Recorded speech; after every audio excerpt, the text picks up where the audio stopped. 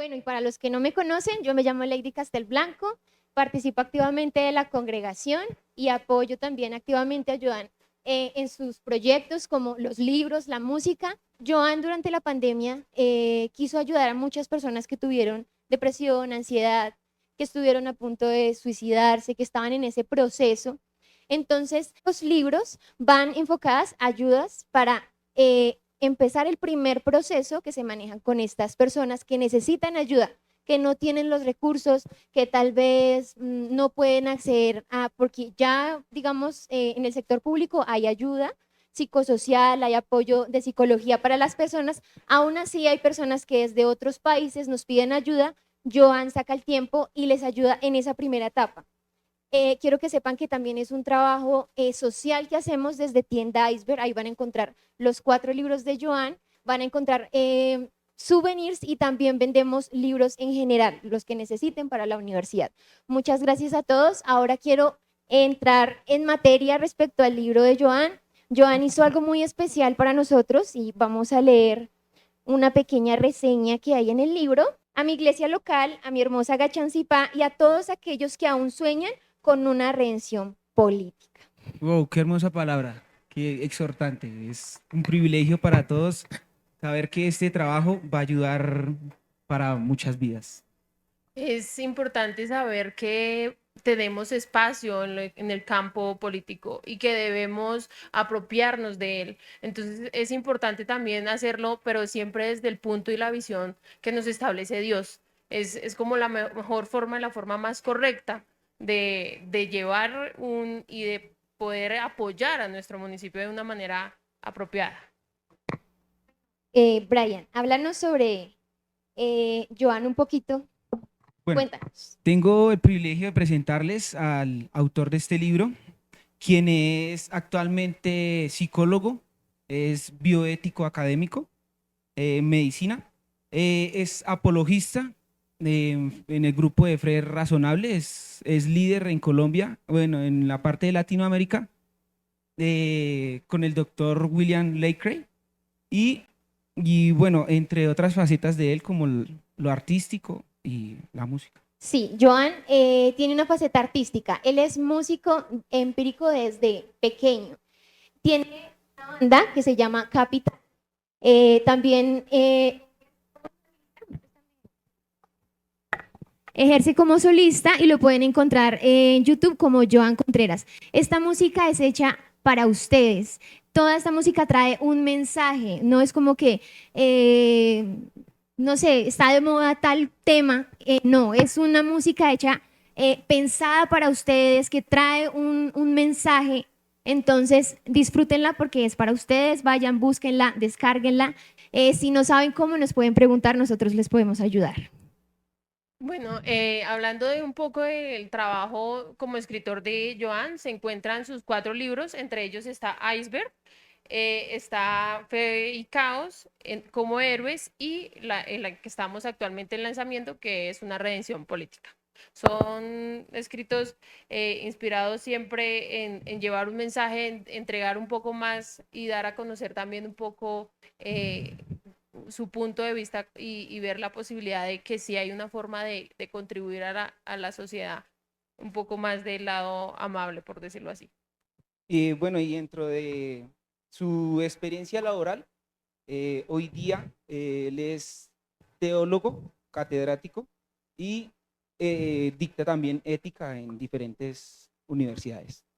En YouTube lo podemos encontrar en su canal de Pensador Opinión y Pensamiento, donde hay debates de existencia de Dios, la resurrección de Jesús, la razón de la fe.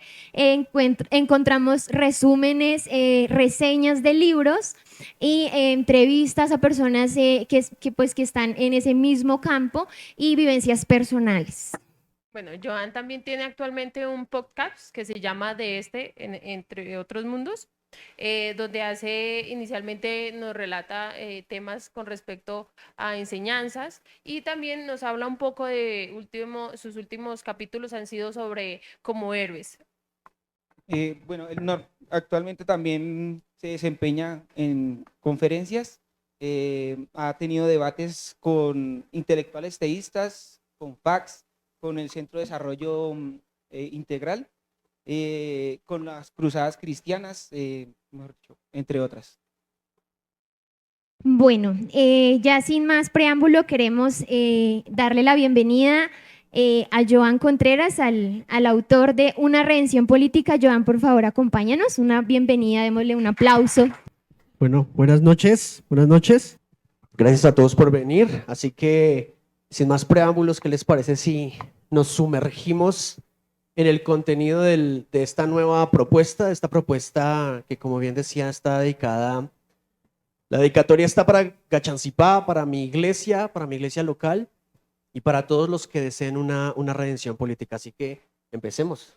Bueno, Joan, nos gustaría saber cómo fue el proceso de escritura de tu libro, cómo inició y cuéntanos.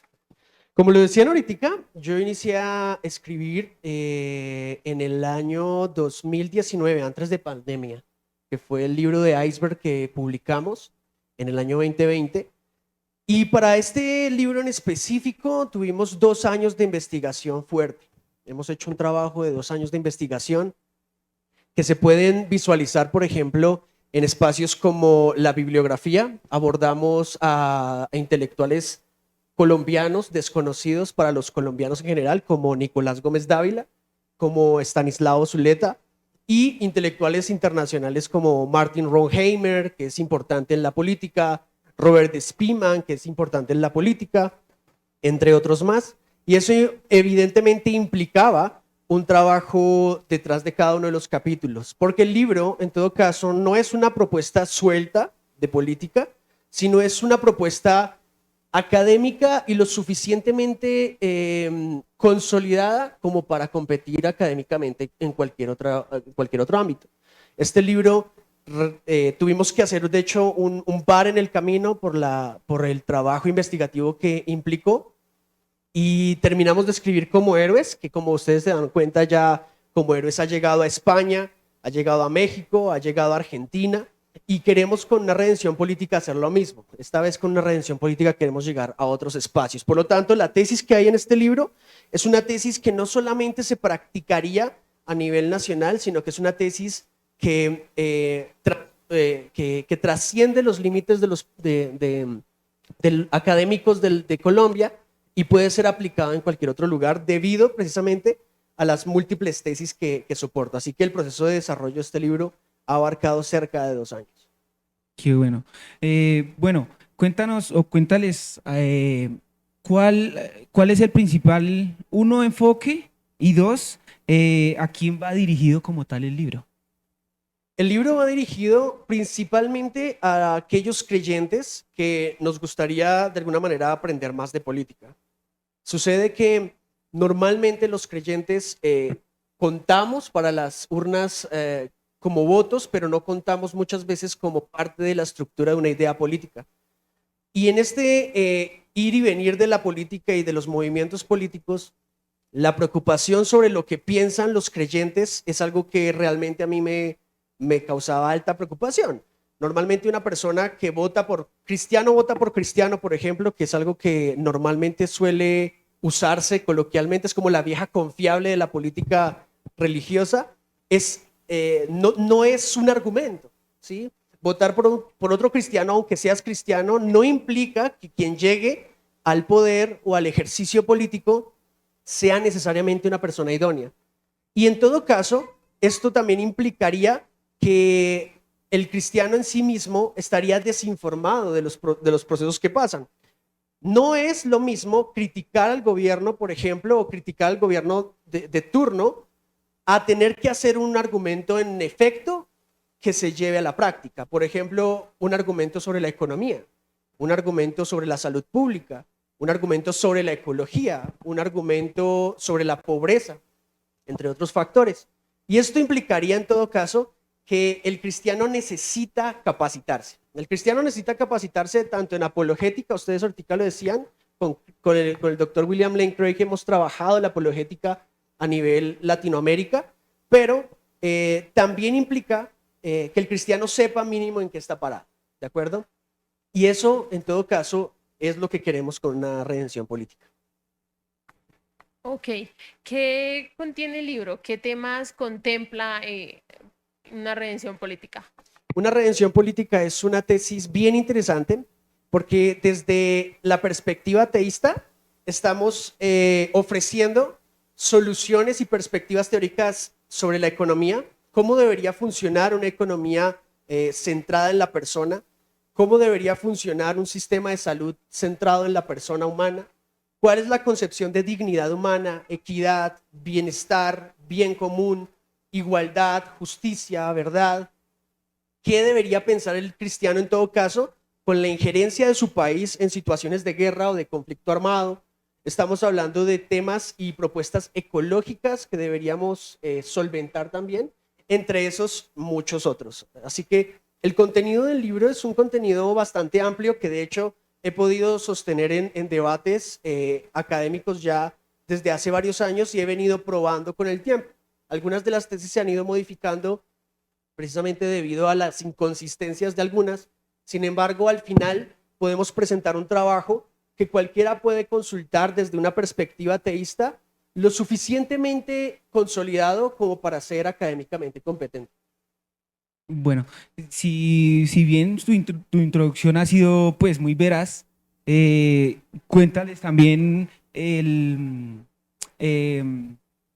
cuál, perdón, cuál fue, por qué enfocarse precisamente en esos temas. O sea, si bien es cierto, una redención política podría abarcar muchos o también tal vez quedarse corto, ahí esos temas han sido muy específicos y también atacan en el punto donde debe ser, ¿sí? El que te hace cuestionar. Entonces, el por qué, creo yo. Principalmente porque pienso que el ejercicio político es un ejercicio digno. Sucede que en Latinoamérica, puntualmente en Latinoamérica, la política en general ha adquirido un estatus de desprestigio. Me hago entender. Una persona que quiere acceder a la política normalmente es catalogada como corrupta o como una persona que no tiene nada que hacer en la vida. Y de allí que en nuestras sociedades relacionemos muy mal la política con corrupción o necesariamente política con algo malo. Y eso es algo que debemos cambiar, porque precisamente desde ese pensamiento dejamos precisamente que las emociones sean las que juzguen, en todo caso, el obrar político de los demás. Y una redención política apuesta por eso, a volver a la esencia política, no partidista. ¿A qué me refiero? Que muchas veces en las campañas políticas o en el pensamiento político no vemos ideas políticas, vemos son partidismos políticos. Por ejemplo, podemos ver que ciertos candidatos o ciertas personas en el ejercicio del poder transitan de un partido a otro o cambian su ideal político muy fácilmente. Pero si dividimos la idea política en la diada básica, que es de izquierda a derecha, podemos entender que la dinámica política, si se fundamenta en la idea, es difícil que se cambie necesariamente de perspectiva, ¿sí? Esto es, por ejemplo, muy notorio en la política estadounidense. En la política estadounidense son republicanos o demócratas, y en todo caso es izquierda o derecha. Obviamente es una diada básica para entender el movimiento político un poco, pero si nos vamos puntualmente a la idea política, entenderíamos que en las derechas y en las izquierdas hay otras posiciones políticas básicas, pero no necesariamente partidistas, porque el partido en todo caso determina un aval, una perspectiva, pero no debería determinar en todo caso la perspectiva política sólida. Una persona que inicia, por ejemplo, en la derecha debería mantenerse en la derecha, porque si migra a la izquierda, dudo mucho que su deseo de gobernar sea un deseo para el pueblo. ¿Sí? A eso me refiero. Más allá, pues, dejaría de ser creíble, Exacto. porque pues dos ideales entrarían en un relativismo constante. Entonces, pues, Bueno, Joan, ya Joseph nos contó un poco de la portada, pero quisiéramos saber qué significa para ti o qué representa para ti esa portada de una redención política. Esta portada la logramos con Joseph, a quien le doy muchas gracias. Allá está Josephcito, que me ha ayudado siempre. Por allá está, perdón. La unión, precisamente el equilibrio entre fe y política. ¿sí? Refleja eso. Normalmente los cristianos decimos que la política no se debería tocar en los auditorios y los políticos normalmente no dejan hablar de fe en campos políticos. Y esta portada y el diseño precisamente tiene que ver con eso, con el equilibrio que debería haber entre la fe y la política. Y curiosamente, como dato perturbador, diría Luisito Comunica, ese equilibrio fue el que le dio forma a Occidente. Occidente no sería nada sin el cristianismo, ¿sí? Occidente y las ramas del poder no son nada sin el cristianismo. Las libertades individuales no son nada sin el cristianismo, históricamente hablando. La economía actual no sería nada sin el cristianismo. La academia actual no sería nada sin el cristianismo. Los hospitales y los temas de salud no serían nada sin el cristianismo. Entonces, hoy veo una guerra política para tratar de sacar a los creyentes de la política. O sea, ya tu fe no tiene cabida en el debate político y bajo ideales de laicismo estamos más bien promoviendo una cultura del anticristianismo. Entonces, vengan a nosotros a hablar todos, menos los cristianos. ¿Sí? Vengan de todos los grupos políticos, vengan de todos los partidarios ideológicos, menos el cristiano, ¿verdad? Y queremos migrar, hacer una migración de una irreligiosidad a otra. Esta tesis de un Estado laico, en todo caso, lo que está buscando es eliminar progresivamente la participación cristiana. Y esto es muy peligroso. Es peligroso, en primer lugar, porque es retrógrada. Segundo, porque no conoce su historia. Y tercero, porque tenemos lugares en Estados Unidos y en Europa en donde el cristianismo hoy ha retornado al centro de la academia. ¿Por qué? Por su validación teísta y filosófica. Entonces, esto hace parte del concepto de la carátula, de ese equilibrio que queremos buscar entre fe y política, precisamente. Para mi pensar, cada uno tiene una definición de política, ¿cierto? Para cada uno puede ser diferente. Entonces, queremos contextualizar bajo el principio de una redención. Para ti, ¿qué es política? Bueno, al principio hice una acepción sobre politiquería y partidismo. En efecto, la política no es ni politiquería ni partidismo. La política, en esencia, Aristóteles menciona que todos somos animales políticos. Eso quiere decir que una persona que se diga a sí misma apolítico está teniendo una afirmación política, o sea, tiene una afirmación que busca, en todo caso, tener alguna cabida en lo público. Lo político implica todo esfuerzo e interés que tenga que ver por lo público, de allí la política. Aristóteles en su libro sobre la política lo relata muy bien y lo enmarca en el amor al bien común respecto al público en las polis. Las polis eran las ciudades y de allí viene política, lo público. La ciudad pública provee en todo caso el ejercicio de lo que implica la política. Entonces, la política es el ejercicio filosófico y riguroso de trabajar por el interés público para el público. Eso quiere decir que mi interés individual mengua para que el interés del grupo aumente. ¿Se entiende? Sea más importante. De allí que la política sea en esencia virtuosa. Bueno, y antes, ese viene a mí en algo que leía en la introducción o en el índice del libro, hay una parte que habla de lo que es teocracia y democracia. Me parece muy curioso porque si bien es cierto, bueno, muy poco usamos lo que es teocracia, ¿cierto? Sería un buen partido político desde un punto de vista razonable. Vamos a definir rápidamente. La democracia es el modelo político en el cual, en efecto, se entiende que el poder recae en el pueblo y para el pueblo, ¿sí? El pueblo elige sus gobernantes y el pueblo controla a sus gobernantes. Esa es la democracia. Y la teocracia, en todo caso, es el sistema político que recae en toda decisión que emana de las fuentes judeocristianas. ¿Qué sucede acá? Hoy hemos visto una exacerbación o una sacralización de la democracia. O sea, la democracia lo es todo. Pero ustedes también pueden ver que, por ejemplo, ciertos ideales políticos o partidos políticos sacralizan tanto la democracia que si sus adeptos o si sus líderes son elegidos democráticamente, piden respetar la democracia. Sin embargo, si el contrario es elegido democráticamente, eso ya no es democracia. Esa democracia fue exactamente la misma que asesinó a Platón. Platón, por si no lo sabían, fue asesinado por la democracia. Sócrates fue perseguido por la democracia. Aristóteles fue perseguido por la democracia. De hecho, los más grandes intelectuales de la Grecia antigua, que en todo caso resulta en el occidente de hoy, detestaban la democracia. ¿Por qué? Porque la democracia normalmente puede terminar en tiranía. Y eso es lo que sucedió en Grecia. En las academias nos enseñan que las democracias surgen en Grecia, en la Atenas de Grecia. Pero si nos vamos a la academia rigurosa, en Atenas no duró la democracia más de 200 años y caían en tiranías.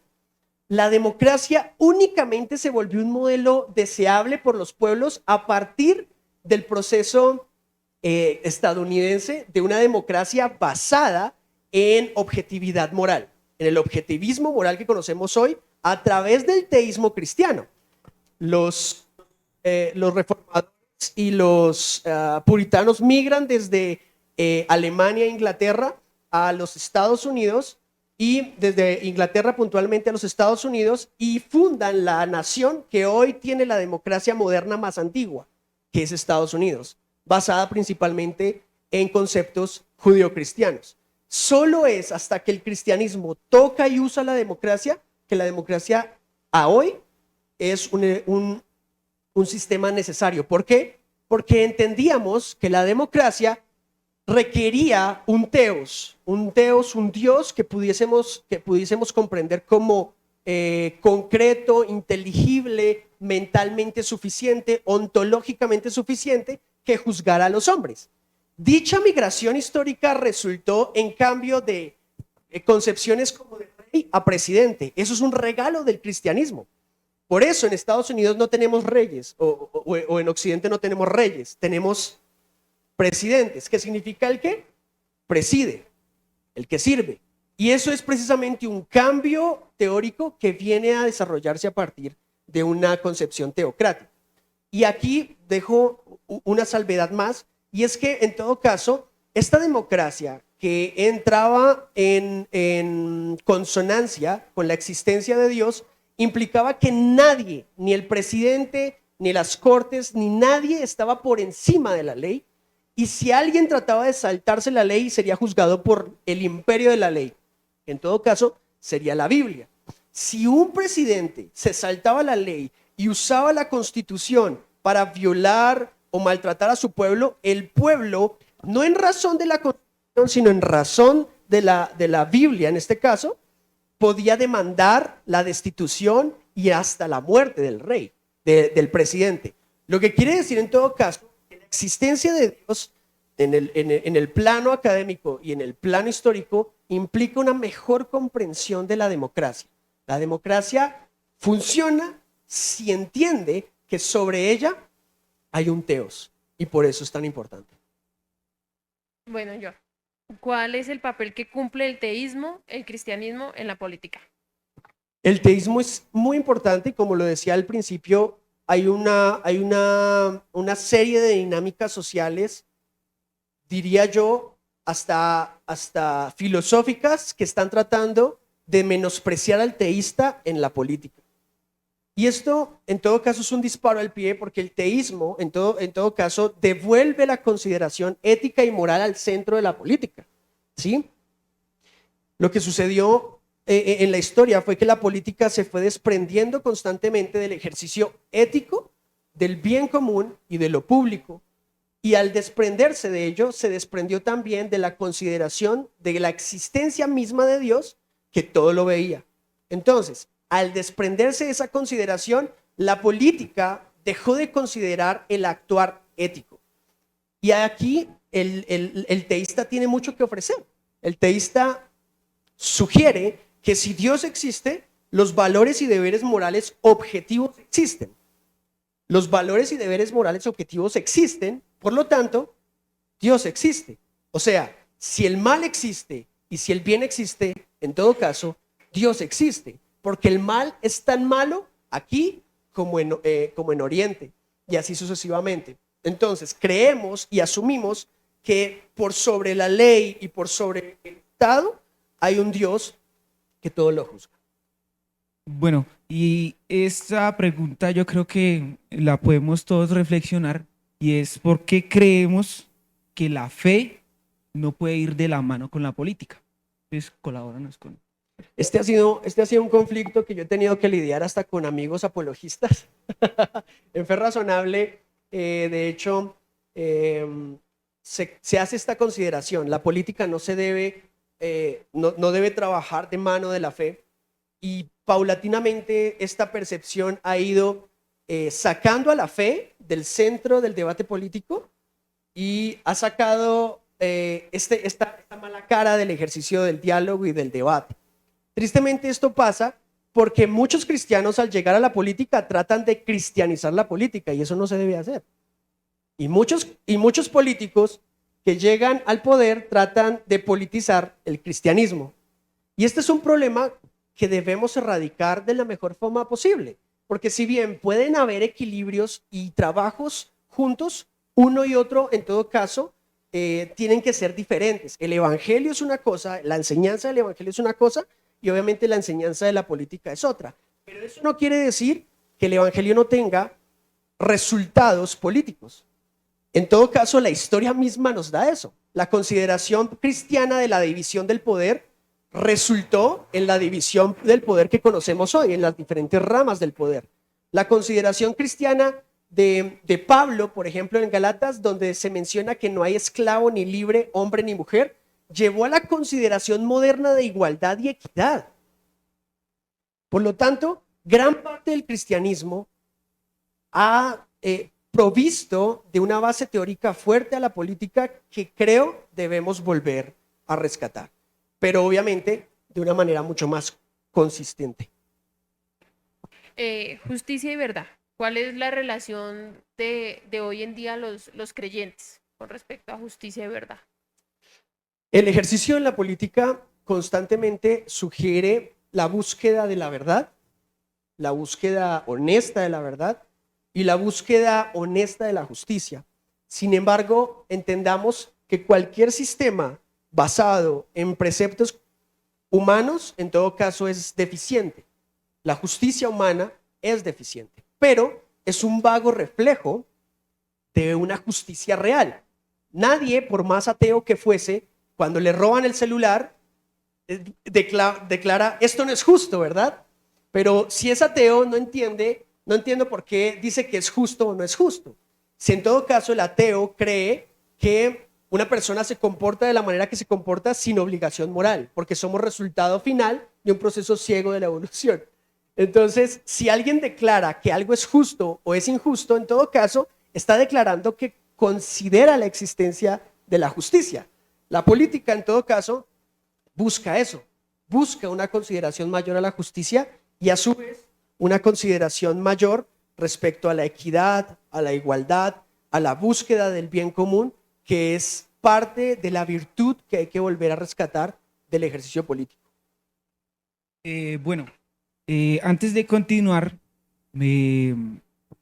veo que hay varias de las personas, tal vez no las haya visto y sean creyentes o sean cristianos en su cabalidad, pero hay otras que nada que ver con el cristianismo. Tal vez puedan tener una fe, ¿cierto? Puedan creer en un Dios, pero con el cristianismo pues están totalmente desentendidos.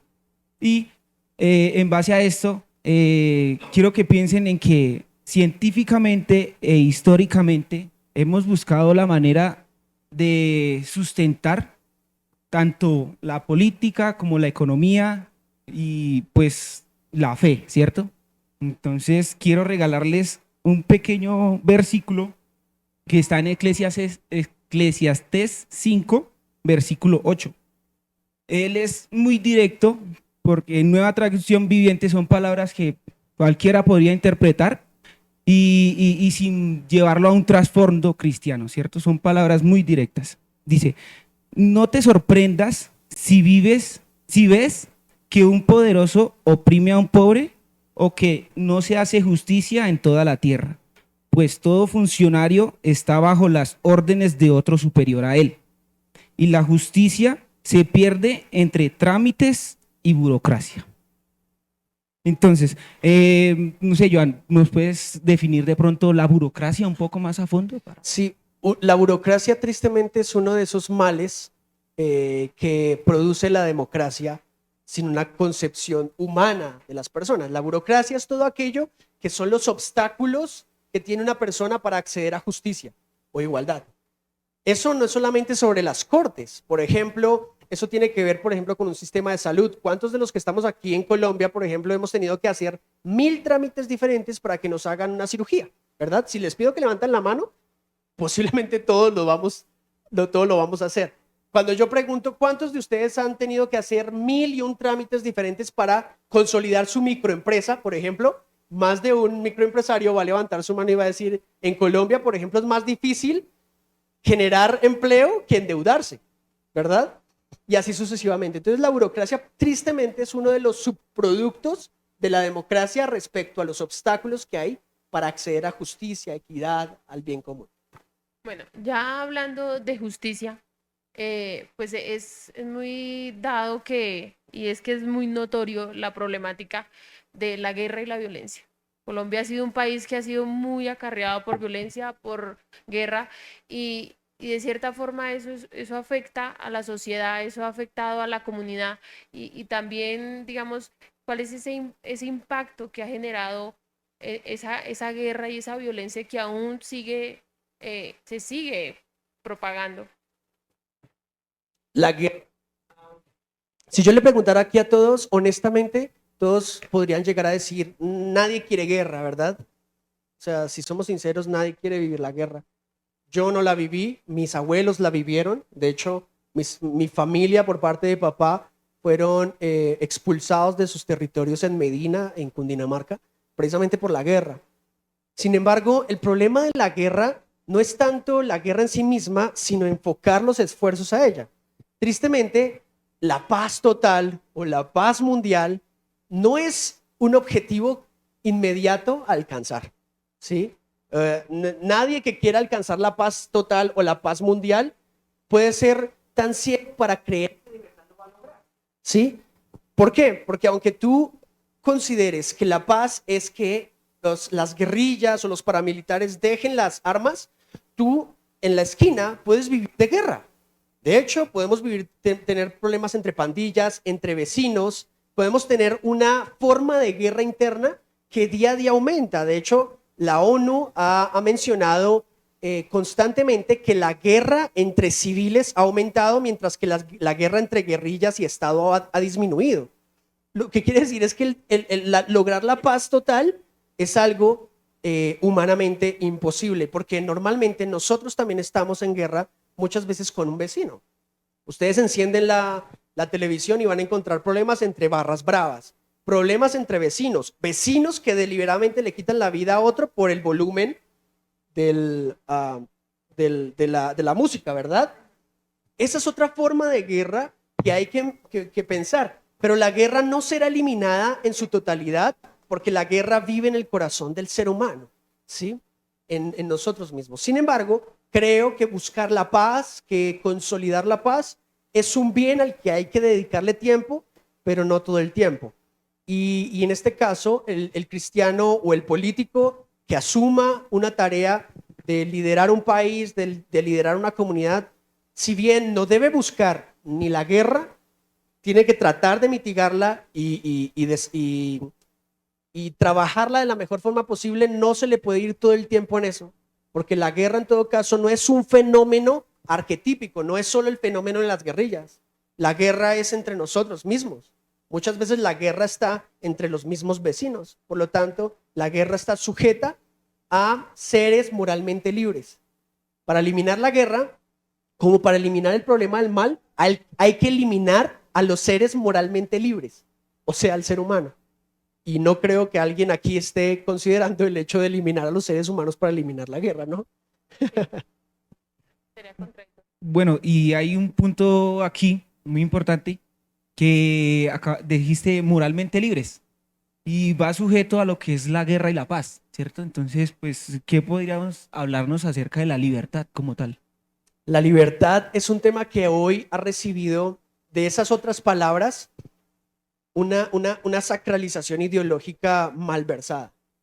Hemos entendido y muchas personas entienden la libertad de, ¿no? Esa libertad negativa. Yo soy libre de esto, yo soy libre de lo otro, pero normalmente no se entiende que la libertad comprende en todo caso la consecución de un deber en sí mismo.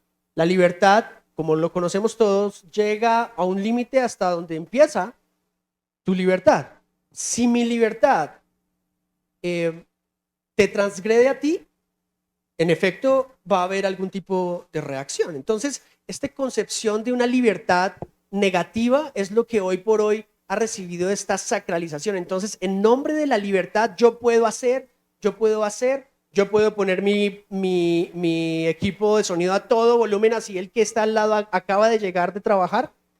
Yo puedo hacerle la vida imposible a mis vecinos. Yo soy libre de hacer lo que yo quiera, entonces molesto a todo el mundo porque yo soy libre. El problema es que esa libertad negativa, en términos exactos, es problemática. Es mejor una libertad positiva. Ustedes y yo deberíamos considerar la libertad libre para ayudar, libre para vivir, libre para tender la mano, libre para hacer ciertas cosas que en todo caso recaigan en la libertad de otra persona de forma positiva. Entonces, por ejemplo, una cosa es que yo sea cristiano, teísta, y otra cosa es que usted siendo ateo y yo le imponga a usted mi fe, ¿cierto? O sea, usted tiene que ser cristiano porque sí. Yo estoy desbordando el juicio libre que usted debe tener. Sin embargo, otra cosa es que dialoguemos y hasta podamos llegar a debatir si es necesario para poder demostrar que a partir del uso de las libertades de la mejor forma podemos no agredir al otro. Bueno, este es un tema que nos toca a todos, porque pues todos quisiéramos poderlo solucionar de la manera más fácil, ¿sí? Y se solucione. La pobreza, digamos, ¿cómo podemos subsanar ese fragmento que está?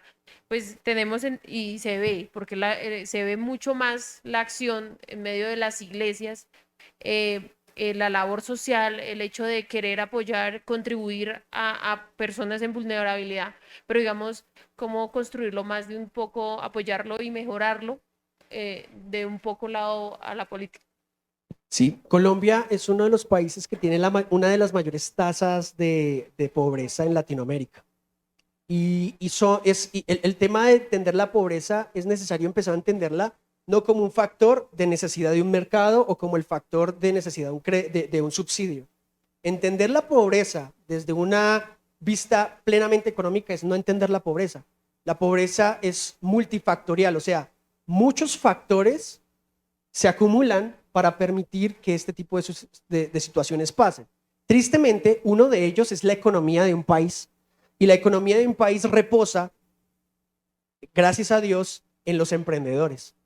Pero en Colombia, por si ustedes no lo sabían, vivimos en un país económicamente precario. ¿En qué sentido? En el Doing Business, Doing Business es la revista por excelencia en el planeta respecto a economía. En un listado de 200 países, Colombia, por ejemplo, es el 6º y 8º país en donde es más fácil adquirir un crédito emprendedor. O sea, un emprendedor va a un banco y es mucho más fácil que usted se endeude para arrancar su producto. El problema aquí es que en Colombia estamos entre el puesto 150 y 180, por ejemplo, más difíciles de los países para poder arrancar a construir la casa. ¿Alguien aquí ha construido casa en Colombia y sabe lo difícil que es? ¿Alguien aquí ha tratado de emprender en Colombia y sabe lo difícil que es? Porque en Colombia es mucho más fácil endeudarte que emprender. Entonces, la pobreza no tiene que verse solo desde el ámbito de la mera economía, sino también del ámbito en donde los emprendedores fácilmente se ahogan. De allí el problema que tenemos en Colombia. Por ejemplo, tú viajas a Suiza y en Suiza tú puedes legalizar tu empresa en 6 horas de trámite. En Colombia tú tienes que sacar una gran cantidad de documentos y tributar casi el 40% de tus ganancias para poder estar al día con el Estado. Es un Estado que bajo su pretexto de la justicia social y el estado de bienestar consume. El estado de bienestar y la justicia social consumen dinero. Y la concepción que tenemos es que el Estado produce riqueza, pero el Estado no produce riqueza. Quienes producen riqueza son los microempresarios que el Estado necesita. Si tú socavas y asfixias al empresario, estás asfixiando tu medio económico. Y tristemente la pobreza tiene que ver con eso. Debería ser mucho más fácil en Colombia, en cualquier país, que una persona que tiene su panadería, que tiene su local en la esquina, no tuviese que tributar tanto, y así sería más fácil que tu hijo o mi hijo tuviesen empleo mañana en una panadería. Es más fácil que la gente del sector acceda a la empleabilidad cuando alguien en el barrio desarrolla empresa, desarrolla emprendimiento. Y otras cuestiones como por ejemplo la nutrición, la fertilidad en las casas de las personas vulnerables y evidentemente la delincuencia. Si en Colombia seguimos así, evidentemente las personas vulnerables van a seguir optando por ciertas conductas delictivas, porque necesitan en todo caso alimentar a su familia. Pero ¿cómo lo facilitamos? ¿Con más subsidios? ¿Con más mercados? No, eso no soluciona nada. Lo que vas a generar es que esta persona con este dinero, en todo caso, siga delinquiendo o revenda lo que está obteniendo para seguir delinquiendo. Tú lo que necesitas es incentivar al colombiano a producir. Tú debes buscar un sistema económico que premie al que trabaja, no al que no trabaja. Y en efecto, las personas van a tener opciones de llevar sus ideas de empresa a la práctica y eso te va a generar a ti empleabilidad para los demás. Pero eso no pasa en Colombia y es muy difícil que pase porque somos lo que se considera como un modelo capitalista agónico. O sea, somos libre mercado, entre comillas, pero asfixiamos a los emprendedores y asfixiamos las economías. Y la pobreza se tiene que combatir directamente también desde estos otros aspectos. Teniendo en cuenta también que la población se acostumbra a quedarse en el comodín del subsidio o en el comodín del mercado. Entonces nos acostumbramos a que pues me llega el subsidio, pues ¿para qué me voy a desgastar? Con eso me alcanza y ni soy mano de obra y tampoco empleo, sino entonces simplemente me quedo ahí en el comodín y no, digamos, no contribuyo de alguna manera. Yo he tenido la posibilidad de visitar muchas empresas aquí en el sector de la Sabana Centro. Y he encontrado que un modelo exitoso de una empresa exitosa es aquella que aumenta el salario mínimo. O sea, una empresa que, por ejemplo, te paga mínimo 1.500.000 más todas tus prestaciones, tú quieres estar en esa empresa y no en la que te paga 1.000.000, ¿verdad? En los países desarrollados con capitalismo puro, no existe tal cuestión como el sueldo mínimo. Porque el sueldo mínimo es un techo en donde el colombiano, por más que estudie y por más que sepa, nunca va a poder sobrepasar en ciertas empresas. Y aquí lo que pasa es que el mercado empieza a redistribuirse y a programarse. Los que no generan las mejores estabilidades económicas van a caer, en todo caso. Y los que generan mejores estabilidades económicas van a permanecer. De allí que los países industrializados, como conocemos, primermundistas, aplican capitalismo puro. O sea, dejan que el mercado se organice solo y el Estado no se mete en el mercado. Pero es que en Latinoamérica tenemos una percepción de que el Estado tiene que meter sus manos en el mercado constantemente y cuando el Estado quiere reorganizar las fuerzas del mercado es cuando tenemos problemas como la inflación, aumento de los impuestos, porque si el Estado aumenta o crece, pues ¿de dónde creen que van a salir ese dinero? Pues de los empresarios y de los que aportan. Y eso sucede en Latinoamérica, tristemente. En Latinoamérica, bajo el pretexto de la justicia social o el estado de bienestar, que hasta el día de hoy no hay un solo académico que lo pueda definir, el estado de bienestar consume riqueza. Consume riqueza. Si un estado aumenta los subsidios, por ejemplo, necesita aumentar el recaudo. Eso es como en una casa. Y en este caso, quienes más pueden proveer al recaudo son los que más tienen que soportar estas tomas de dinero. Por eso, repito, creo que para una consolidación política de una economía justa y digna, deberíamos migrar hacia un capitalismo puro, en donde el mercado se autorregule por sí mismo. De hecho, no soy de los que debate política, porque pues no soy de los mejores, pues, pero he llegado a una pequeña conclusión y a poder defender acerca del capitalismo, que sería un mal menor, porque si ponemos las otras ideologías, siempre excluimos al pueblo en las otras. Y lo ideal es integrarlo, ¿no? Entonces, pues no sé, de pronto tengas alguna opinión de que sea el mal menor. ¿Por qué sería un mal menor? En una redención política, yo propongo al capitalismo como el mejor sistema económico para sacar adelante al país y sacar a la gente de la vulnerabilidad y la pobreza más rápidamente, porque tenemos países que lo hacen y lo han hecho. Y cuando lo hacen, han logrado muy buenos resultados. No quiere decir que se eliminen cuestiones como la pobreza. La pobreza siempre va a estar entre nosotros. Jesús mismo dijo, los pobres siempre van a estar entre ustedes y ustedes deben ayudarlos. Pero tener un capitalismo puro es el mal menor en la medida en la que el capitalismo hoy por hoy, y de hecho yo sé que ustedes conocen a mucha gente que critica el capitalismo como devorador, opresor, etcétera. El problema es que el capitalismo es amoral en ese sentido. El capitalismo es tan igual como un martillo. Un martillo no es moralmente libre. O sea, el martillo no es ni malo ni bueno. Pero si tú usas el martillo para construir una casa, evidentemente estás haciendo una acción buena. Pero si usas el martillo para asesinar a alguien, está mal. El capitalismo no tiene resultados malos ni buenos, tiene resultados deseables o indeseables, ¿de acuerdo? Porque en una competencia económica, las mejores ideas y las mejores producciones son las que ganan, ¿sí? Y quien no gana en este campo no es porque el capitalismo sea malo. O sea, el capitalismo no es un monstruo que va por ahí mirando a quién devorar, sino que el capitalismo en todo caso resulta en algo que se desea o no se desea. Y el mal menor en la medida en la que sí, el capitalismo tiene problemas, y es que genera alto consumo y sobreendeudamiento. ¿Cuántos de nosotros sin necesitar un televisor en los viernes negro igual vamos y lo compramos? ¿Sí? El capitalismo genera consumo, el capitalismo se alimenta de eso, pero el cristiano puede optar por un modelo económico capitalista de lo abarcable, Quería objetivizarlo. objetivizar y humanizarlo. Cotidianamente el patriotismo es criticado, ¿sí? Es de una forma blanda, de ser nacionalista. ¿Cómo redimir ese patriotismo? Sí, he encontrado que en ciertas generaciones, sobre todo las que son similares a mí, contemporáneas a mí y las que vienen detrás de mi generación, critican al patriotismo porque se entiende patriotismo como un similar a nacionalismo.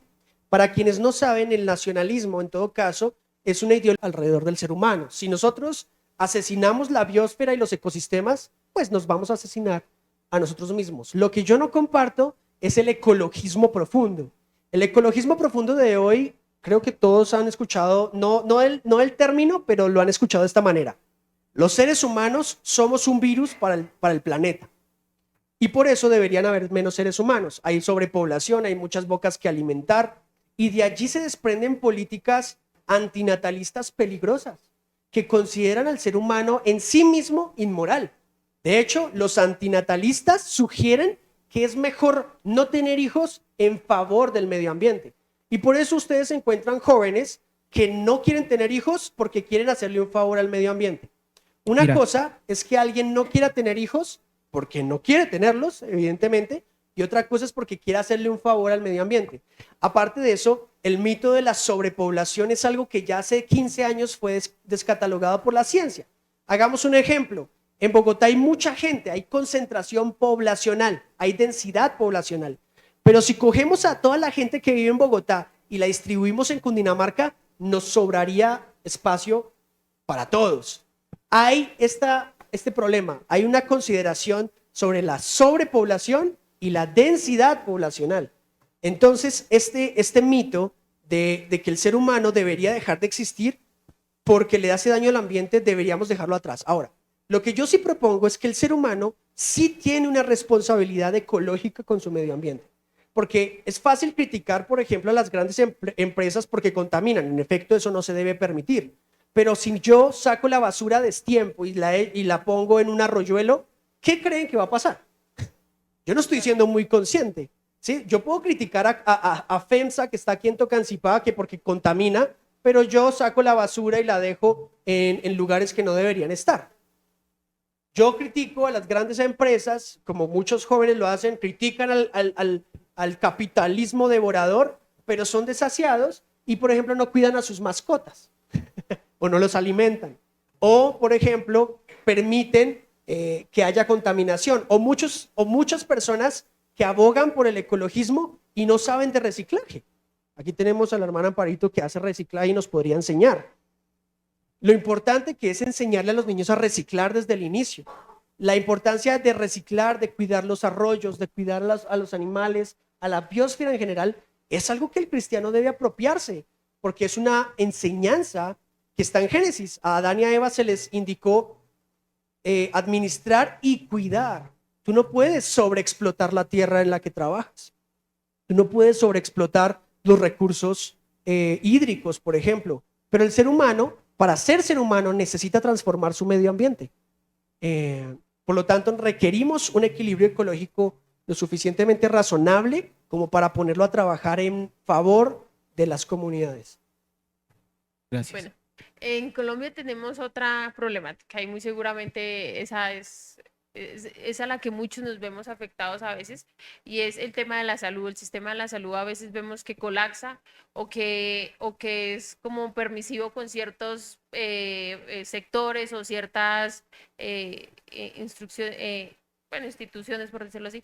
Pero entonces, digamos, ¿cuál es la postura teísta ante el tema de salud? Frente al sistema de salud y a la forma en que creo que el teísta podría soportar una idea práctica respecto a la salud, es lo que yo llamo un modelo sanocéntrico. O sea, que la salud de un pueblo gire alrededor de la sanidad de alguien, no de la enfermedad. Tenemos modelos de salud que funcionan en pro de la enfermedad. O sea, por ejemplo, usted va al médico únicamente si se siente enfermo, ¿verdad? Nadie va aunque se sienta sano. No es necesario. Pero, por ejemplo, si le damos la vuelta a que las EPS hagan un seguimiento, aunque usted esté sano, y le van a hacer prevención y promoción, vamos a lograr eliminar los factores de riesgo desde antes de su enfermedad. Y eso es lo que no pasa en Colombia. Y es mucho más barato. En vez de reestructurar el modelo de salud para darle los dineros a los gobernantes, que dichos dineros, dígase de paso, podrían perderse en el camino, lo que deberíamos hacer es que el modelo de salud gire alrededor de un modelo sanocéntrico, de su salud, que le hagan seguimiento. Aquí a nadie nos hacen seguimiento. Sin embargo, en la época de pandemia pudimos vivir algo similar. Entonces, a veces el doctor, llamaba para saber cómo seguía del COVID, al otro día cómo sigue, al otro día cómo siguió, y nos hacían un monitoreo. ¿Qué pasaría si esto lo ampliamos a las EPS o a los modelos de salud pública, por ejemplo, para que las EPS y las entidades hagan el suficiente seguimiento como para prevenir cualquier tipo de enfermedad? Entonces, desde el teísmo creemos que la dignidad de la persona ante las EPS, que creo deberían seguir siendo privadas, debería resultar como el derecho supremo, la dignidad de la persona, ¿sí? Sea que pague más o sea que pague menos, en todo caso esa persona debe ser cuidada en la salud, ahí sí como en el matrimonio, en la salud y en la enfermedad. Bueno, y otra pregunta que me surge de tanto que hablamos en cuanto a fe, razón, religión, ¿cierto? Hay un punto puntual para nosotros, los cristianos, igual para todos los que no lo son, y es cómo ser políticamente razonables. Nosotros los cristianos, o sea, mantenernos en ese punto. Lo primero que tenemos que hacer es educarnos. El cristiano de hoy, el cristiano, el católico, el ortodoxo y el protestante, entiéndase que cuando yo hablo de cristianos, hablo de católicos, ortodoxos y protestantes, debemos ser razonables en la medida de lo esencial. O sea, los católicos, los ortodoxos y los protestantes, que somos el grupo de cristianos históricamente hablando, debemos compartir la esencia. Todos compartimos que Dios existe, que Dios se materializó en Jesús históricamente y que resucitó, y que el Espíritu Santo es real y hace milagros. Si compartimos esa doctrina esencial, políticamente podemos estar más unidos, porque hoy el cristiano o los pueblos cristianos están desfragmentados porque esencialmente no conocen lo que nos une. Conocemos lo que nos diferencia, pero no lo que nos une. Y por eso tenemos problemas. Por ejemplo, en Argentina, hace 4 años atrás, había una gran marcha en contra, por ejemplo, de una iniciativa de aborto, para la ley y el proyecto de aborto, el primer proyecto de aborto en Argentina, que en todo caso salió aprobado. ¿Qué sucedió? Salieron más de 5 millones de cristianos a las calles, una cantidad de gente tremenda. Y es que los cristianos en Latinoamérica somos más del 50% de latinoamericanos. O sea, si estuviésemos unidos, determinamos quién está y quién no está en el poder, pero hoy nosotros no lo estamos haciendo. ¿Qué pasó en esa época? Cuando salieron los cristianos evangélicos y los católicos, sucedió que los católicos salieron con la imagen de María. Y esta situación hizo que la marcha se partiera en dos. Católicos se fueron por un lado y los evangélicos se fueron por otro. Y eso es un problema, porque si estamos unidos y si políticamente sabemos el objetivo, no deberíamos darle relevancia teológica en un contexto político, algo que es irrelevante en ese momento. Si la lucha es contra el aborto, la eutanasia, el socialismo, qué sé yo, cualquier otro tipo de situación, deberíamos unirnos indiferentemente a cualquiera de nuestras perspectivas teológicas. Y es lo que hoy deberíamos promulgar desde la fe y desde la razonabilidad, que los católicos, evangélicos y ortodoxos somos exactamente el mismo pueblo, con diferencias posiblemente, pero políticamente tenemos objetivos claros y políticamente decidimos. Si este es el mensaje que le damos al pueblo cristiano, vamos a hacer una política razonable para los creyentes. Y que debemos apropiarnos de esos espacios, porque inicialmente estamos en una lucha constante con muchos movimientos que hoy vienen surgiendo, y nosotros de cierta forma tenemos una posición radical teniendo en cuenta que nos basamos en lo que establece la ley, el cristianismo, ¿sí? Entonces debemos apropiarnos de esos espacios, puesto que si no los apropiamos, pues se van a llegar a esa legalización de esas cosas a las cuales no estamos de acuerdo. Entonces debemos seguir en la lucha y realmente hacer ver que realmente sí hay un error, sí hay una falla, y tomar la ponencia y demostrar, porque también no podemos seguir dejando que solo sean personas por llenar cajón y estar en el poder y sin un objetivo que realmente colabore con la comunidad, que contribuya a la comunidad, y nosotros siempre quedarnos aislados del espacio político o simplemente negarnos a él por no estar de acuerdo con una diferencia mínima con respecto a otros. Y si bien es cierto, pues eso es lo que nos lleva a deliberar entre, pues, lo bueno y lo malo, ¿no? Y escogemos lo malo como bueno. Y de hecho, pues, en la palabra no lo dice, ¿no? Que llegará el tiempo en que lo malo será bueno, ¿no? Y lo hemos normativizado es con el tema de los movimientos ideológicos que se han visto últimamente. Y es ese donde debemos pararnos y como personas pensantes, conscientes del cambio y de lo que necesitamos, humanamente posible, dejemos en un momento el pensamiento cristiano, porque hay personas que no lo ven en el momento desde un punto cristiano, ¿cierto? El cristianismo podría decir, si lo dice Dios, está mal, y listo. Pero la gente entraría al deliberar, ¿no? ¿Está bien, está mal? ¿Qué quiero yo, qué no quiero yo, ¿cierto? Y Teniendo en cuenta que ahorita esos movimientos son muy radicales con decisiones que muy futuramente pueden ser cambiantes, ¿sí? Ahorita porque está de moda o porque es el movimiento o porque realmente sí encuentro razón en el movimiento ideológico, pero no nos estamos dando cuenta que muy seguramente, ahorita es porque usted lo cree viable, pero muy seguramente a un futuro, ¿qué tan viable va a ser que usted como mujer se ligue sus trompas, ¿sí? Pues es normal que lo quiera hacer por deseo propio, pero otra cosa ya es que usted lo haga con el fin de contribuir a la sociedad. O qué tan correcto moralmente está que usted vaya y aborte, ¿sí? Pues realmente sí puede ser su cuerpo, pero realmente el ser que ya está dentro de su cuerpo es una persona que ya tiene vida. No se puede llegar radicalmente y acabar con ella. Te- Tal vez una pregunta también que me surge y que yo creo que esa es la que muchos esperamos es, o ¿por qué la razón y por qué el motivo de dedicar a Gachancipá y a nuestra iglesia, a nuestra comunidad, la dedicatoria todo lo que trae una redención política? Bueno, sí, Gachancipá para mí es no solo tierra, sino su gente es como una familia. ¿Sí?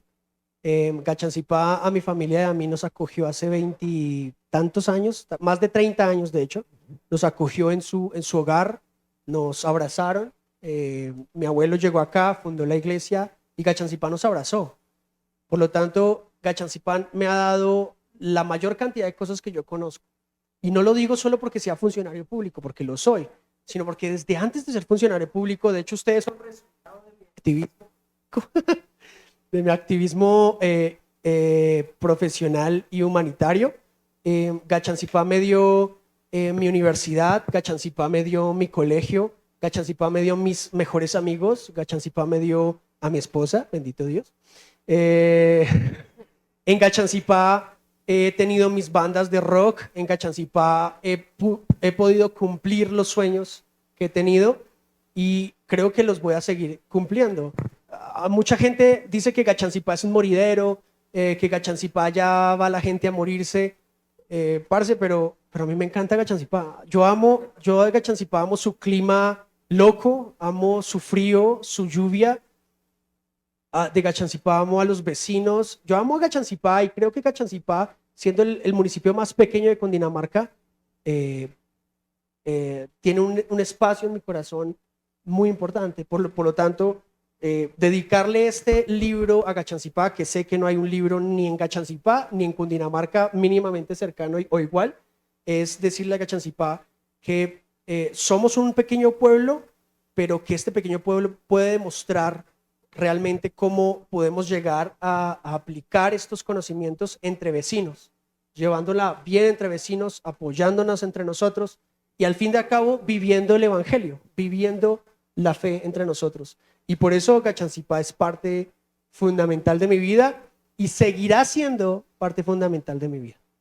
Y bueno, para darle, ahí sí, el cierre a esta pequeña conferencia, mi pregunta es, ¿cómo crees que podemos llegar a unificar en grupo tanto a los creyentes como a esas personas externas en una política, en una redención política? Sí, la unificación a nivel general creo que va a venir a partir de entender que es más lo que nos une como creyentes que lo que nos divide. Entre católicos podría haber diferencias con nosotros los protestantes y nosotros los protestantes a su vez con los católicos, pero en efecto, somos mero cristianismo, hacemos parte del cristianismo, con las diferencias, evidentemente, pero si entendemos que somos uno como pueblo y como credo, la fuerza política es brutal. La fuerza política que tendríamos nosotros determinaría en cualquier caso el curso de una nación, de un departamento, de un municipio. Si nos unimos, determinamos quién debería liderar este tipo de órganos. Pero más allá de comprenderlo en pro de la política, es eliminando las dificultades que hay entre nosotros de comprendernos. Del catolicismo, yo siempre he admirado su academia. Los más grandes profesores católicos y intelectuales católicos que yo he tenido han sido precisamente del lado del catolicismo. Los católicos tienen una historia académica bellísima, hermosa, que valoro y abrazo con el corazón. Y de los hermanos protestantes abrazo su amor a la lectura de la Biblia, a la innovación de sus templos, de sus cultos.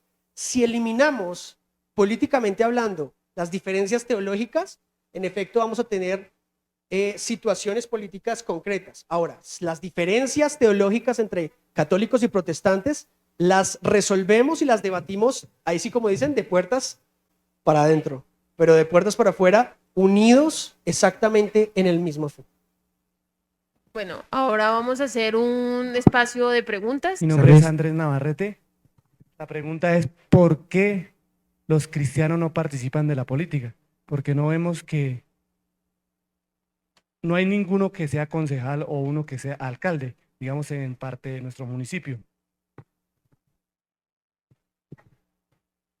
Sí, yo creería que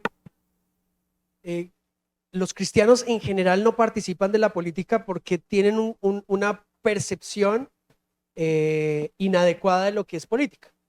Muchos creerían que participar de la política es algo inapropiado o poco santo, pero debemos volver a mencionarle a los creyentes como a no los creyentes que la participación en política es un deber del pueblo. Ir a votar y participar de las urnas es parte de nuestra responsabilidad como pueblo, sea a quien sea que usted vote. Y por lo tanto, el cristiano debe tener la libertad de elegir a quién vota, pero que haga el ejercicio democrático de la mejor forma posible y de la forma más consciente, que sepa por qué votó por esa persona.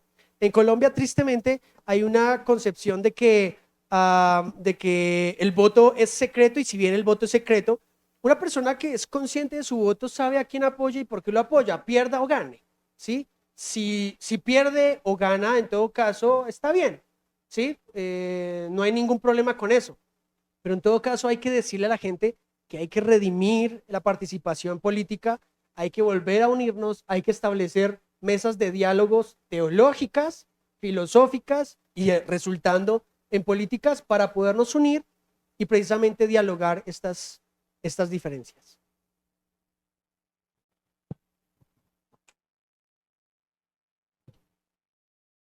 ¿Hay otra? Sí, José. Ok.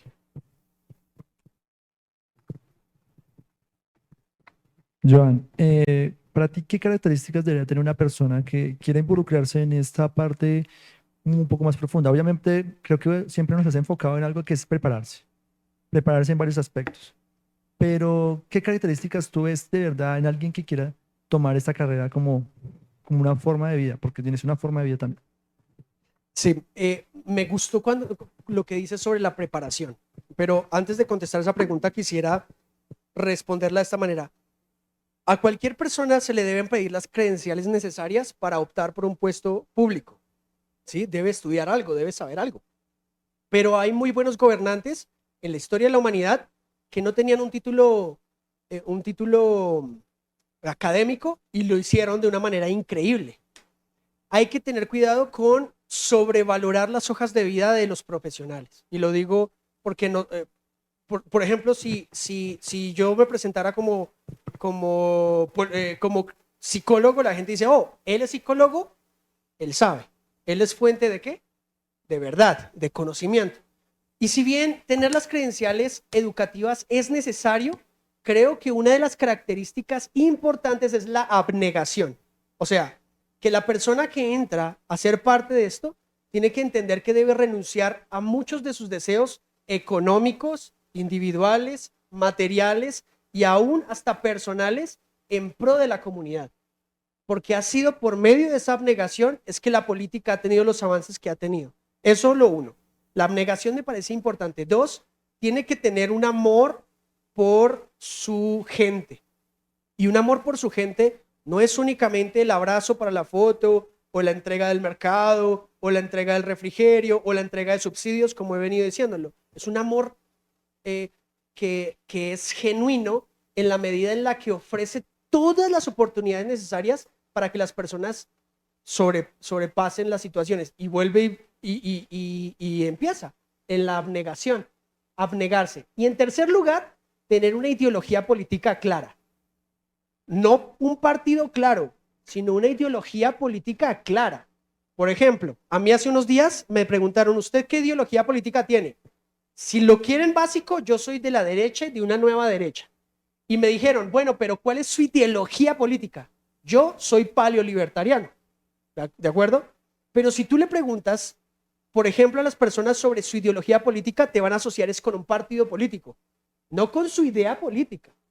Por eso creo que la educación que se haga es para fundamentar principalmente su idea política. ¿Cuál es su ideología política? Porque así lo conocemos, así sabemos quiénes son.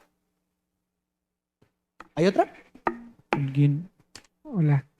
Sí, quisiera que ahondaras un poquito más en un tema que también has tocado en los videos o en los cortos, En los y podcasts. es el tema de Cristiano vota por Cristiano. Me gustaría que ahondaras un poquito más en el tema de la importancia de eso. Y lo otro también es, digamos que algo que ha sucedido a nivel nacional y creo que a muchos cristianos nos ha pasado. Hemos votado por ciertas personas, aún decirse cristianas, pero no nos han resultado y eso nos ha hecho, digamos, apolíticos, llamémosle así el término, que tal vez no exista, pero nos ha hecho de esa manera. Entonces, con el título entiendo que de alguna manera es darle la oportunidad que nosotros como cristianos le demos también la oportunidad a la política para entenderla y como para tomar decisiones frente a lo que ahorita vamos a vivir y lo que en los próximos años seguiremos viviendo. Sí, el cristiano vota por cristiano, yo lo he mencionado, es porque es peligroso en la medida de que no sabemos por qué cristiano estamos votando. O sea, el título de cristiano no exime de que esa persona tenga problemas personales o que tenga errores o que tenga falencias. Entonces, hoy entre cristianos decimos, de alguna manera, esa etiqueta de cristiano te refiere a una persona santa, pulcra, con todas las mejores intenciones. Pero tristemente hay muchos cristianos que han hecho mucho daño a las personas y hay muchos que no son cristianos que han hecho mucho bien por la gente. Entonces, votar cristiano vota por cristiano, cualquier persona que diga eso no es un argumento. Yo me preguntaría, ¿a qué cristiano voy a votar? Vuelvo y le pregunto, ¿qué nivel de abnegación tiene? ¿Qué credenciales obviamente académicas tiene, aunque no son necesariamente importantes? Y obviamente, ¿cuál es su ideología política? Porque si tú me dices a mí, cristiano vota por cristiano y este cristiano está avalando el aborto, me disculpan, pero ahí hay una inconsistencia básica. Si este cristiano que voy a elegir, en todo caso, aprueba un proyecto de ley, por ejemplo, que es nocivo para la población, solo porque su partido político le hacía fuerza, me disculpan, pero ahí hay un problema. Y eso es lo que ha pasado en Colombia. Por no mencionar partidos políticos en específico, un partido político cristiano avaló cierta normatividad en Colombia que aumentaba los impuestos a ciertas microempresas que hoy por hoy son escasas. Triste, es muy triste ese tipo de cosas. Partidos cristianos que muchas veces avalaron, por ejemplo, el no pago de horarios extra o los recargos nocturnos que en algún momento se eliminaron. Muchos cristianos votaron por avalar ese tipo de cosas. Eso es un atentado contra el pueblo. Por lo tanto, vuelvo y digo, cuando yo digo cristiano vota por cristiano, mi pregunta sería, ¿a qué cristiano voy yo a votar? ¿Y cuál es su ideología política? ¿Eres de derecha, izquierda, centro derecha, centro izquierda? Y defíneme tu idea para yo saber en efecto que somos consonantes. Así que eso de votar cristiano por cristiano o joven vota joven o ese tipo de cosas, entiendo el fervor que eso implica, pero hay que ser razonables y hacer las siguientes preguntas para determinar en serio quién lo lograría. Gracias. Buenas noches, Joan. Tengo una pregunta muy interesante. Primero, felicitarte por este libro. Y la pregunta con relación a la primera y a las tres preguntas es, con ese ideal que tienes, con que ya tienes un concepto, un conocimiento más con el tema de política y tienes las capacidades, y en vísperas de que hay un movimiento ahorita, votaciones y todo el tema, si algún partido te llamara, ¿harías parte de eso o no? A todos los candidatos hay que escucharlos. Yo los invito a que escuchen a todos. ¿Sí? Escúchenlos, vuelvo y les digo, indiferentemente el partido. Escúchenlos ideológicamente en su política y defínanlos en cuanto a la posibilidad de que su idea política sea tangible. Por ejemplo, si Si yo como candidato te prometo que te voy a pavimentar de aquí hasta la vereda San José con 3 esquinas y llegar hasta el Pincel en un año, cualquier persona que sepa de materiales, costos y dificultades va a decir, hay algo raro ahí, ¿verdad? O si alguno se para y dice, voy a darle a todos aquí subsidios o todos los mercados, eso no es muy funcional porque de hecho no todos los necesitarían tampoco. Entonces, yo creo que hay que escuchar a todos, o sea, hay que darles la oportunidad a todos de que hablen, de que se presenten, de que presenten su idea y que ustedes definan a partir de su ideología política, no de su partido, sino de su ideología política, si es razonablemente efectivo en cuanto a la forma en que lo hace. Porque evidentemente hemos visto, y la historia lo ha visto, cómo en efecto para ganar votos se exacerban las emociones del público. Si el público quiere vías, pues le doy vías, aunque sepamos que no se pueden porque es una concesión nacional, por ejemplo, pero yo les digo que sí. Y después, a sorpresa, no se pudo. ¿Por qué? Porque era concesión nacional. A eso me refiero. Si la persona que promete sabe lo que está prometiendo y es racional y te dice, oye, ¿sabes? No podemos cumplirlo porque es humanamente imposible o porque esto no se puede y te explica, ahí hay una posibilidad interesante porque es honesto, es políticamente incorrecto. Pero si una persona te promete y te promete, ahí hay un problema. Es como el novio que te promete de todo y al final no. Sí, necesitamos gente que te diga, mira, voy a hacer esto, tantas vías en tanto tiempo, sé que va a ser difícil, pero lo vamos a hacer así, así, así, así, así, así. Y hay un plan desglosado. Sobre ese plan a futuro vas a juzgarlo. Usted dijo esto, esto, esto, esto, esto. Los 4.000 más ricos de Colombia van a pagar. Imagínense, hoy, yo no soy rico y estoy pagando como un berraco. ¿Sí? Ese tipo de cosas que exacerban las emociones y las pasiones del público, creo que hay que razonarlas. ¿De acuerdo? Entonces, gracias por tu pregunta, pero te la contesté de otra manera. Creo que ya. Ok. Buenas noches. Quiero preguntarte cómo redimimos la política ya que este término está en decadencia. Bueno, básicamente es volviendo a dignificarla. Estos días, sí, es chistoso y todo ver los memes de que hasta el vecino que hace arepas se lanzó al consejo. ¿Se han visto esos memes? Yo creo que los han visto. Pero el cristiano no debería reírse de esto, ¿sí? El cristiano no debería ser parte de esta burla porque creo que aspirar a la política es algo digno, es algo virtuoso, pero al que mucho se le da, pues mucho se le debe exigir. Una persona que accede a la política, sea para hacer el consejo, o sea para hacer una alcaldía o un congreso, debemos verla con los ojos esencialmente que debemos verla, ¿sí? ¿Qué es lo que quiere hacer? ¿De acuerdo? No reírnos de que por qué lo va a hacer o por qué no va a hacerlo. Empieza la redención de la política, empieza a darle a la política lo que es. Si usted conoce a un amigo que se lanzó hoy al consejo, dignifíquelo, pregúntele, de pronto no se ría de él, sino pregúntele su verdadera intención, porque hay gente que en efecto lo ha hecho porque tiene intenciones verdaderas, aunque por intenciones no podemos medir a nadie. Tenemos que revisar todo ese espectro. La redención de la política empieza a hablar de la política como algo digno de hacerse, digno de pensarse y digno de ser defendido y digno de ser reclamado. Entonces, desde ahí empezamos una redención política. Ya queda la última pregunta. ¿Listo? Última. Muy buenas noches. Joan, yo quisiera que usted, dentro de su experiencia, y no propiamente como su obra literaria, sino a nivel general, ¿cuál es la principal característica y la dificultad más grande para que todos tengamos una redención política? Sí. Gracias. Como lo decía ahorita, digamos que una de las cosas es hacer de la política una mofa constante. Creo que si empezamos a hablar de la política como algo serio, empezamos a redimirla. Empezamos realmente, nadie va a hacer un chiste entre nosotros sobre el SIDA ni el VIH porque entendemos que es algo serio. Pero cuando empezamos a hablar de política, empezamos a hablar de algo que es importante. ¿Por qué? Porque cuando hablamos de política, no hablamos de usted y yo, sino de ¿quiénes?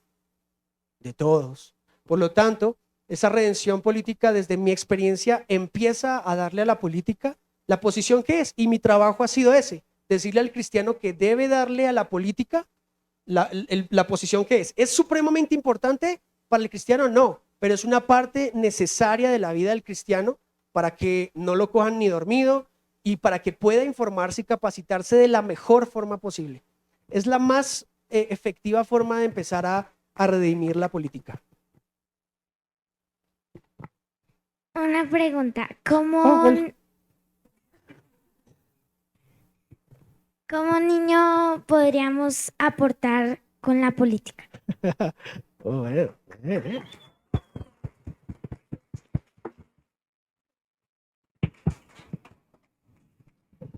Leyendo una redención política Kids.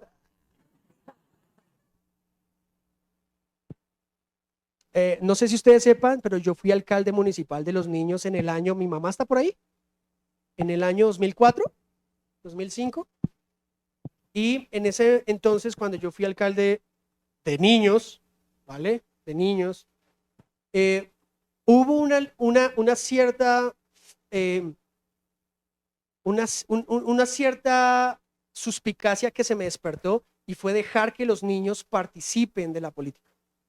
Los niños tienen mucho que decirnos acerca de la política porque ellos son genuinos, son honestos. Ellos no conocen de partidos políticos y mucho menos de ideologías políticas. Ellos conocen de valores y de ética. Por lo tanto, el niño hoy nos tiene mucho que enseñar respecto a cómo estacionar bien, cómo cuidar a las mascotas, cómo cuidar a las personas adultas, cómo respetar al prójimo, cómo respetar a los demás. Creo que los niños tienen mucho que enseñarnos si los volvemos parte del ejercicio activo de la política. En Estados Unidos pasa mucho con los Boy Scouts. Nadie le va a decir nadie le va a gritar a los niños algo malo. Si el niño va caminando por las calles y te enseña a ti a parquear, tú te quedas callado, te avergüenzas y parqueas bien. ¿De acuerdo? Los niños tienen mucho que enseñarnos, porque a partir de su honestidad nos enseñan en todo caso ética y valores. Así que creo que el papel de los niños es fundamental para hablarnos de necesidades que ellos ven. Además que hoy la niñez es una de las poblaciones más atacadas por los medios de comunicación, por muchos agentes ideológicos y en los colegios. Pero es que los niños no son el futuro del país, los niños son el ahora del país. Y si esos niños hoy reciben la mejor educación, mañana serán nuestro presidente, nuestros concejales y nuestros líderes. Así que gracias, Emily, por la pregunta.